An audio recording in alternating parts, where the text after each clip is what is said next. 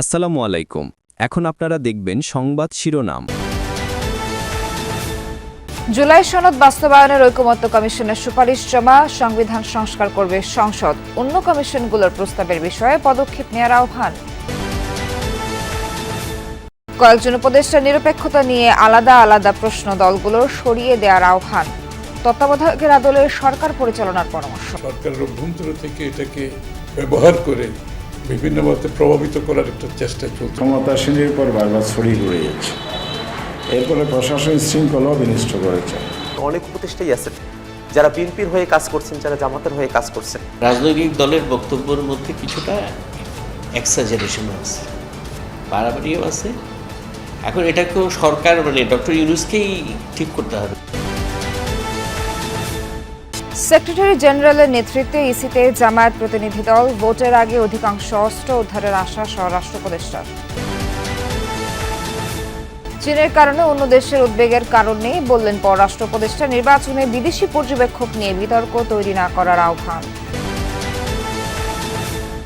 Mega স্ট্রাকচারের ভারী যন্ত্রাংশ পড়ে মৃত্যুর ঘটনায় জনজীবনে ভীতি আর অস্বস্তি। সঠিক রক্ষণাবেক্ষণের অভাবেই ঘটছে এমন দুর্ঘটনা বলছেন বিশ্লেষকরা। মেট্রো রেলের নিচে দিয়ে আমরাও যাই, এটা যে কোনো সময় আমাদের ক্ষেত্রেও হতে পারে। আমাদের মনে একটা ভীতি তৈরি হয়ে গেছে। একবিংশ শতাব্দীতে যে আধুনিক মানসম্মত আমাদের মেট্রো ব্যবস্থা পাওয়ার কথা ছিল, দুইটা ঘটনায় আত্মবিশ্বাসটা কিন্তু নড়ে গেছে।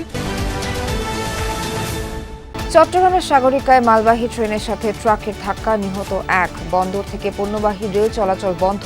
গোপালগঞ্জে 2 ট্রাকের সংঘর্ষে প্রাণ গেছে একজনের। আসসালামু আলাইকুম। এখন দেখবেন সংবাদ বিস্তারিত। প্রধান উপদেষ্টা ডক্টর মোহাম্মদ ইউনূসের কাছে জুলাই সনদ বাস্তবায়নের সুপারিশমালা হস্তান্তর করেছে জাতীয় ঐকমত্য কমিশন। আদেশ জারির পর গণভোট ও 9 মাসের মধ্যে আগামী সংসদকে সংবিধান সংশোধনের সুপারিশ করেছে কমিশন। এর আগে দুপুরে 12টায় জুলাই সনদ বাস্তবায়নের সুপারিশ জমা দিতে যমুনায় পৌঁছান কমিশনের সদস্যরা। গতকাল প্রধান উপদেষ্টার বাসভবন রাষ্ট্রীয় অতিথি ভবন যমুনায় অনুষ্ঠিত হয় কমিশনের সমাপনী বৈঠক। সভাপতিত্ব করেন প্রধান উপদেষ্টা ও কমিশন সভাপতি ডক্টর মোহাম্মদ ইউনূস। এর আগে 17 অক্টোবর অনুষ্ঠিত হয় জাতীয় জুলাই সনদের স্বাক্ষর অনুষ্ঠান। এতে বিএনপি, জামায়াত সহ প্রথম ধাপে 24টি রাজনৈতিক দল ও জোট স্বাক্ষর করে। এর 2 দিন পরে জাতীয় জুলাই সনদে স্বাক্ষর করে গণফোরাম, তবে এখনো সই করেনি এনসিপি সহ কয়েকটি বাম দল। প্রধান উপদেষ্টাকে নিয়ে প্রশ্ন নেই, মাঠে সক্রিয় রাজনৈতিক দলগুলোর, কিন্তু সুষ্ঠু নিরপেক্ষ ভোট আয়োজনে ভিন্ন ভিন্ন দল থেকে ভিন্ন ভিন্ন উপদেষ্টা বা নীতি নির্ধারণী দায়িত্বপ্রাপ্তদের সরিয়ে দেওয়ার আহ্বান জানানো হচ্ছে। কার বিরুদ্ধে কেন অভিযোগ তাও দলগুলো জানিয়ে দিয়েছে প্রধান উপদেষ্টাকে। রাজনৈতিক বিশ্লেষকরা বলছেন, নিরপেক্ষ নির্বাচন করতে চাইলে দলগুলোর দাবির প্রতি গুরুত্ব দিতে হবে প্রধান উপদেষ্টাকে। উপদেষ্টা পরিষদ পুনর্গঠন করে পরিচালনা করা যেতে পারে তত্ত্বাবধায়ক সরকারের আদলে। যেহেতু এই সরকারের সময় সরকারের অভ্যন্তর থেকে এটাকে ব্যবহার করে বিভিন্ন মতে প্রভাবিত করার একটা চেষ্টা চলছে। বিভিন্ন পদবি, পদোন্নতি, পদায়ন এবং বিভিন্নভাবে তারা সে কাজগুলো করছে এবং তারাই অব্যাহত থাকবে নির্বাচন পর্যন্ত। নিরপেক্ষতা যাতে প্রশ্নবিদ্ধ না হয়। ডক্টর ইউনূস সাহেব এটা নিরপেক্ষ নির্বাচন চাচ্ছে, আমরাও ওনার সাথে একমত। সুতরাং সেই জায়গাটাই প্রশ্নটা এসে গেছে। উপদেষ্টাই আছেন যারা বিএনপির হয়ে কাজ করছেন, যারা জামাতের হয়ে কাজ করছেন। যদি এটাই করতে হয় যে কোনো দলের হয়ে কাজ করছেন না করছেন এই বিবেচনা বা ধারণার ভিত্তিতেই এই অন্তর্বর্তীকালীন সরকারকে নানা ধরনের বাদ দেওয়া থাকার বিষয়গুলোতে যেতে হয়, তাহলে পুরো এই উপদেষ্টা পরিষদ তাদেরকে আসলে পুনর্গঠন করতে হবে। নির্বাচনের আগে অধিকাংশ অস্ত্র উদ্ধার হবে বলে আশা স্বরাষ্ট্র উপদেষ্টা জাহাঙ্গীর আলম চৌধুরী বলেন, প্রতিনিয়ত অস্ত্র উদ্ধার করা হচ্ছে, যা অব্যাহত থাকবে।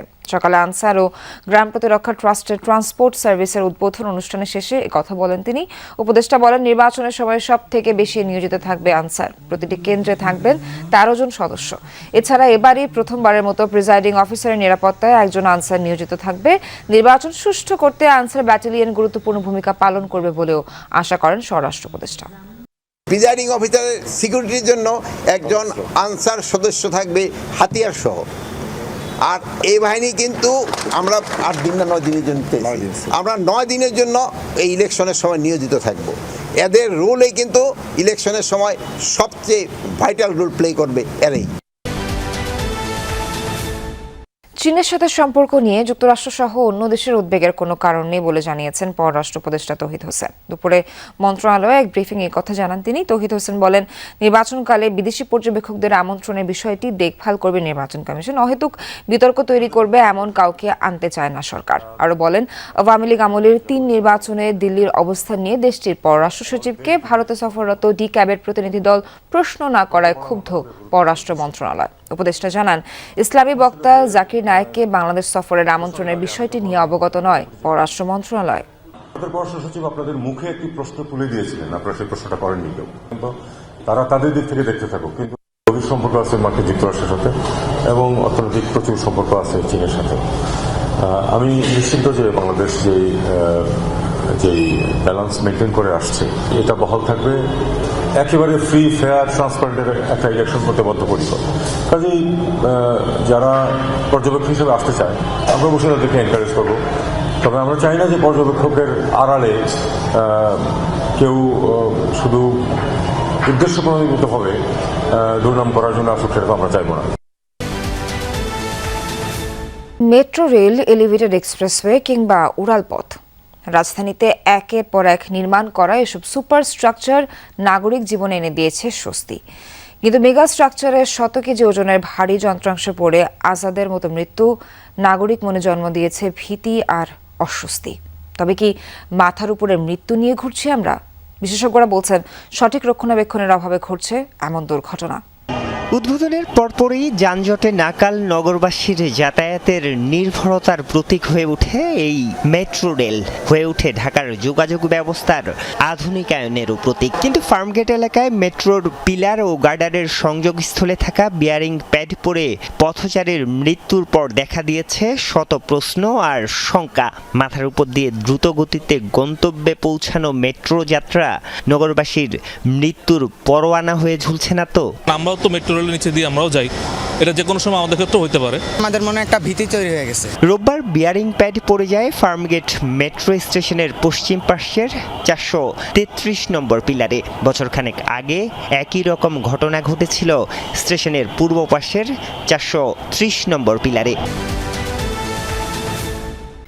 চট্টগ্রামে মালবাহী ট্রেনে ট্রাকের ধাক্কায় একজন নিহত হয়েছেন। এই ঘটনায় বন্ধ রয়েছে বন্দর থেকে পণ্যবাহী রেল চলাচল। ভোর 4:30টার দিকে সাগরিকা লবণ কারখানার এলাকায় দুর্ঘটনা ঘটে। প্রত্যক্ষদর্শীরা জানান, চট্টগ্রাম গুডস পোর্ট থেকে ভোর 4:10 রাজধানীর কমলাপুরের আইসিটির উদ্দেশ্যে আসছিল ট্রেনটি। সাগরিকা লবণ কারখানার এলাকায় পৌঁছালে ট্রেনের সাথে ধাক্কা লাগে দ্রুত গতির একটি ট্রাকের। এ সময় উল্টে যায় ট্রেনটির একটি বগি ও ইঞ্জিন। গুরুতর আহত হন ওই এলাকার নাইট গার্ড। উদ্ধার করে হাসপাতালে নিলে চিকিৎসক তাকে মৃত ঘোষণা করেন। দুর্ঘটনার জন্য গেট কিপারের গাফিলতিকেই দায়ী করছেন স্থানীয়রা। এই ঘটনায় রেলওয়ে কর্তৃপক্ষ 4 সদস্যের তদন্ত কমিটি গঠন করেছে। এখনো শুরু হয়নি বগি উদ্ধার কাজ।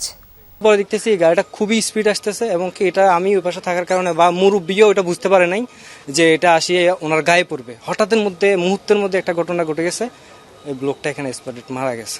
গেট ব্যারিয়ার ভেঙে ঢুকে পড়ছে, কিন্তু ইন্টারমিডিয়েট ট্রেন তো চলে যাচ্ছে, সে আইসা মেরে দিয়েছে, যার কারণে আমাদের রোলিং স্টকের ক্ষতি।